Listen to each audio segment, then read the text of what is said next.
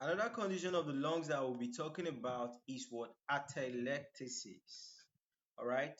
So atelectasis is just like a medical term that is trying to cover up a very simple thing. All right. And the simple thing is what? You have a lung that has collapsed. All right. So instead of them saying you have a collapsed lungs, they now say that what?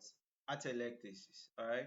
So when some people hear the word atelectasis, they start panicking and all that. Simply means you have a lung that has collapsed.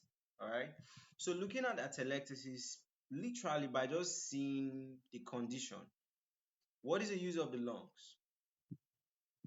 Respiration, right? So if you have a collapsed lungs, you have difficulties in your respiration.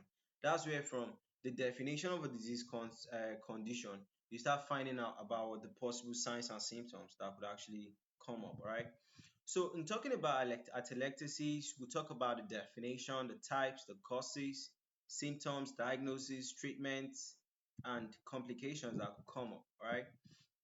So atelectasis is the collapse or closure of a lung, and this will result into reduced gas exchange, or there could be total absent gas exchange on that side. All right. Types: there could be collapse of lungs due to what? Obstruction. That's obstructive atelectasis. That's blockage of the airways. It could be non-obstructive, which is due to maybe compression or adhesions. All right. It could be linear atelectasis.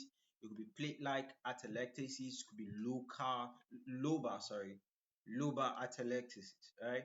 So talking about the possible causes, what could make your lung actually collapse? Right.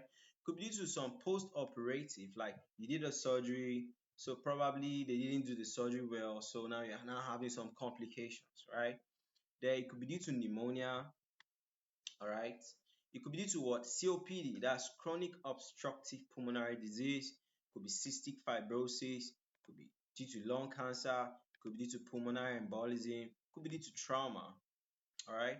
So looking at the symptoms now, I've told you guys everything will be pointing towards what? The respiratory system, all right. You have a lung that is collapsed, definitely you'll be having what? Problems with breathing. So shortness of breath, there's chest pains or tightness, patient to be coughing, all right. Most of the times, maybe they'll be coughing up blood or coughing up sputum, all right. Then fatigue, there'll be reduced lung sounds, there'll be decreased oxygen saturation. For diagnosis now, of course, the lungs is buried deep into the chest, so most of the diagnosis to confirm this disease condition is what? Pointing towards imaging diagnosis, right? So you have things like, we do things like chest x-rays, computed what? Tomography, that's CT scan. You could do what? MRI, that's magnetic resonance imaging. Then you could also do some pulmonary function tests, that's PFTs. All right. They could do bronchoscopy to also confirm this. All right. Treatment: the patient is first of all having difficulties in breathing. All right. So oxygen therapy should come topmost. All right. Physiotherapy, bronchodilators, antibiotics, pain management, surgical intervention. All right. All of those could be handy.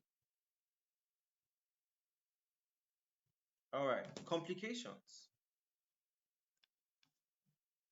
if this disease condition is left there without proper management and all that, could lead to what?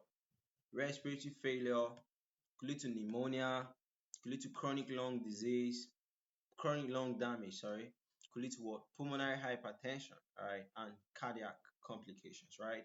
Because the complications could go back, affect the heart, because the heart actually sends blood into the lungs. If you have a collapsed lungs, then you have what? Backlocking. Okay, like there'll be like a traffic of blood in the heart. Do you understand? So it will also have an effect on the heart. All right. So that's E for what? Atelectasis.